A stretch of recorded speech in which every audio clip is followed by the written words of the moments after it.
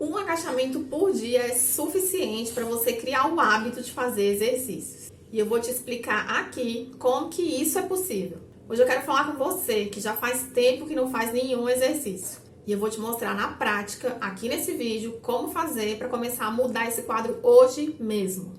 O meu nome é Suelen Cavalcante e eu ajudo mulheres que, assim como você, precisam se cuidar. Cuidar do corpo, da saúde, da autoestima, mas acabam não conseguindo por N motivos. Tipo, falta de tempo, muitas horas no trabalho, dentro e fora de casa, cansaço, falta de ânimo, acha que não vai dar conta de tudo e até sentem vergonha de ir para academia, porque parece que lá é um ambiente que elas se sentem um peixe fora d'água. E tem também aquele monte de máquina que ela não sabe nem mexer, nem regular, e tem maior medo de passar vergonha e fazer alguma coisa errada. Eu sei que isso acontece porque isso já aconteceu comigo mesmo.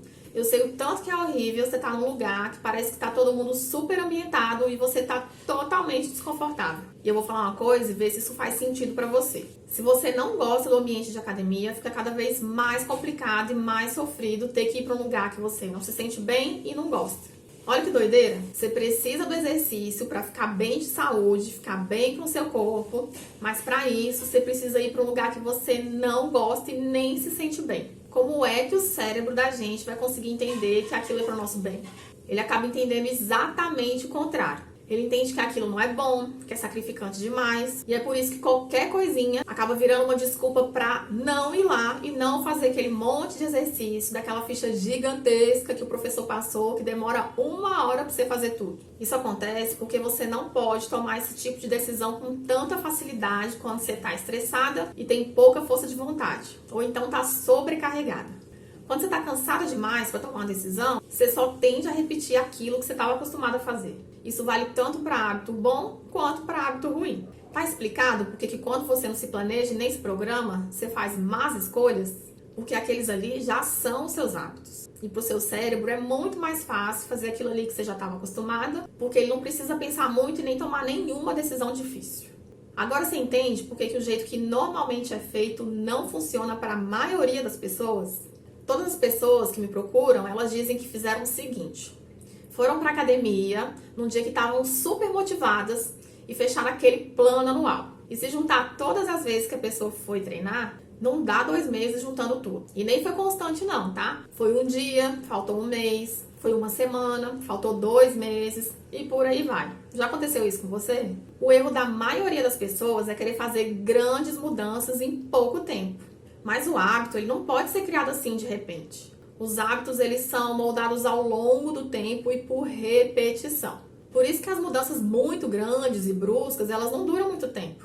Tipo assim, pessoas que nunca se exercitaram, elas decidem de uma hora para outra fazer 1 hora e meia de exercício todo dia. Ou então tirar todos os carboidratos da alimentação de uma vez. Não tem chance dessa atitude virar um hábito. Você decide fazer essas mudanças radicais porque naquele momento você está muito motivada. E como a motivação ela varia muito de um dia para o outro, ela não é nem um pouco confiável. Por isso que ela não deve ser estratégia usada para construção de hábito nenhum. Você conseguiu perceber que o erro não está em você, e sim na sua estratégia?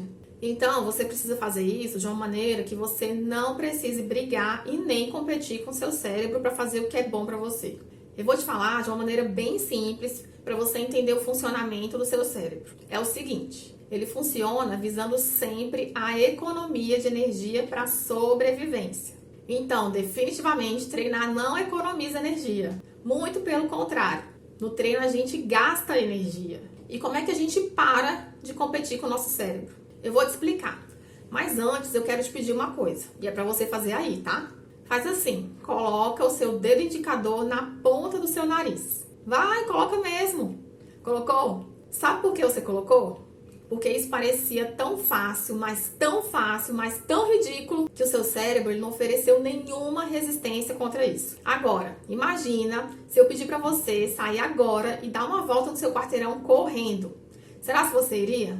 As chances são que não. Porque essa tarefa para o cérebro, ela já parece um pouco mais difícil e bem mais desafiadora. E você teria que brigar ou competir com ele para realizar essa tarefa. E aí tem algumas pessoas que realmente conseguiriam dar essa volta correndo hoje e por mais 1 ou 2 dias, mas logo elas iam arrumar uma desculpa para não ir. Porque como aquilo não é um hábito, a competição certamente acontecer em algum momento com o cérebro dela.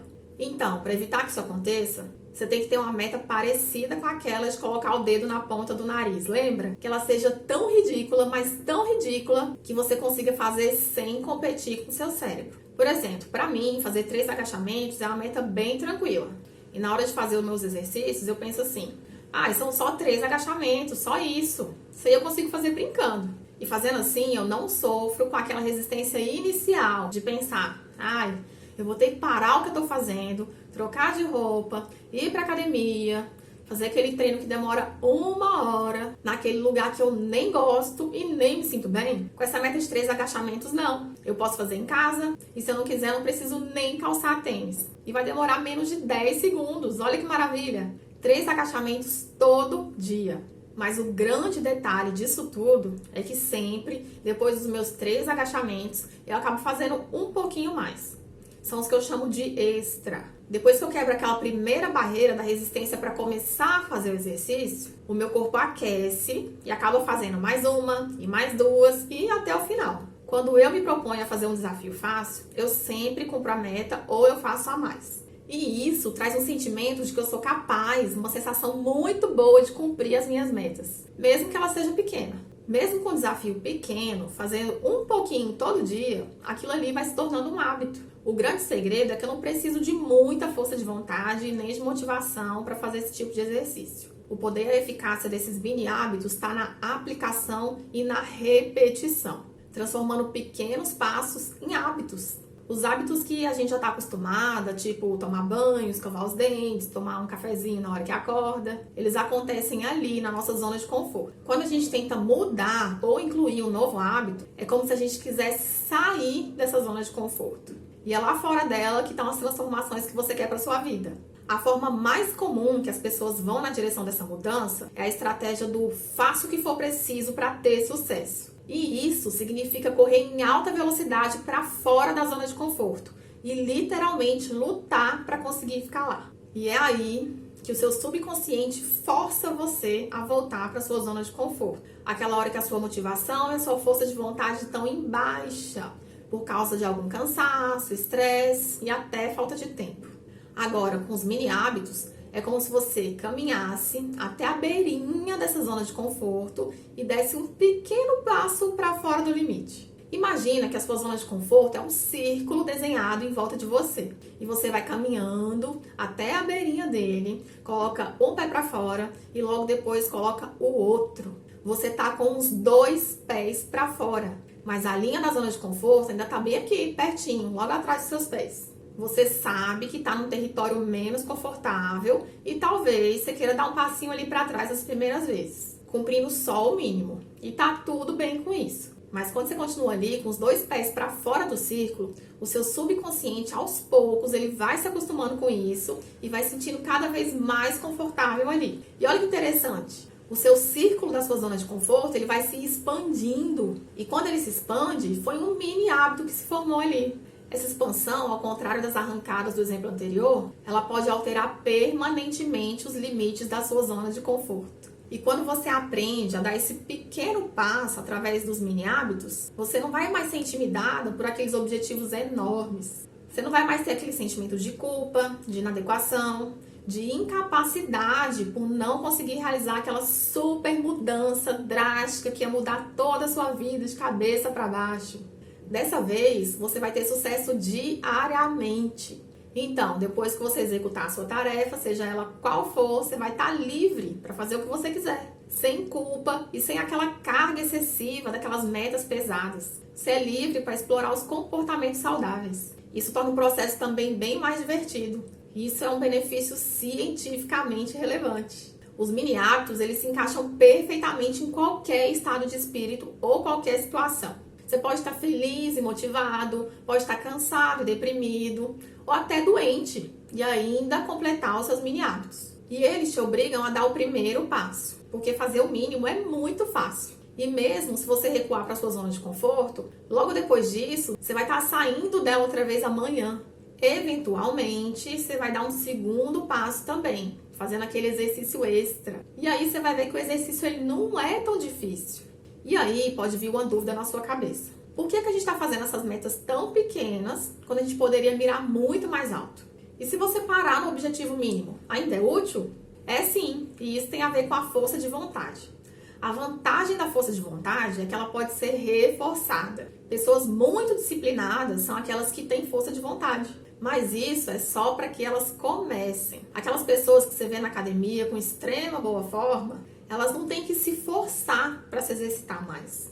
Elas realmente não precisam mais de força de vontade, porque o exercício virou ali a primeira preferência do cérebro delas.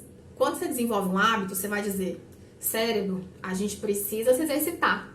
E o seu cérebro vai responder assim: eu já estava no meu caminho para fazer meus agachamentos, bora lá, você está atrasado. Nesse processo, eu recomendo fortemente que você evite altas expectativas, tipo fazer 20 agachamentos por dia, por exemplo. Mesmo que você tenha os seus mini hábitos ali, escritos, à vista, o seu cérebro, uma hora ou outra, ele vai querer entender que, e como nos últimos dias você fez 20 agachamentos e não 3, agora vai ser obrigatória essa meta de 20. Isso acontece porque o cérebro está sempre registrando o comportamento que você tem e não a sua intenção. Subconscientemente, fazer os extras, ou seja, fazer mais do que esperado, pode fazer com que o seu cérebro crie outra meta sozinho. E é uma daquelas que carrega todo aquele peso e aquela pressão daqueles objetivos típicos, desesperados, que você definiu no passado, lembra? E pior, você sabe que não funcionam. Por isso, é muitíssimo importante lembrar que a sua meta diária ela não mudou. Ela ainda é apenas 3 agachamentos por dia. Se você continuar fazendo apenas isso, na sua cabeça pode ser decepcionante, porque você não vai querer quebrar aquela sua faixa de 20 agachamentos por dia. Mas para aliviar essa preocupação, lembra de como você conseguiu chegar nesse ponto, com objetivos baixos, e que você pode e deve perfeitamente continuar fazendo agachamentos o tanto que você quiser. Mas você não tem permissão para se sentir frustrado ou culpado se você fizer 3 agachamentos. 3 agachamentos é sucesso. Ponto final.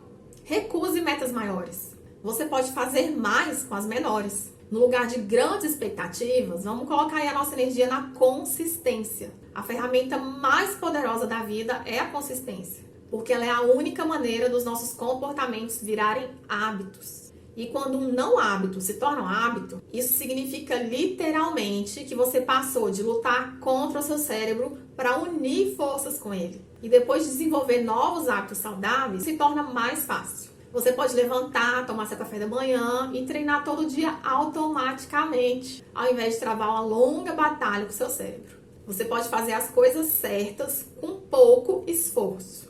E agora, sabendo disso, você acha possível começar um mini hábito hoje?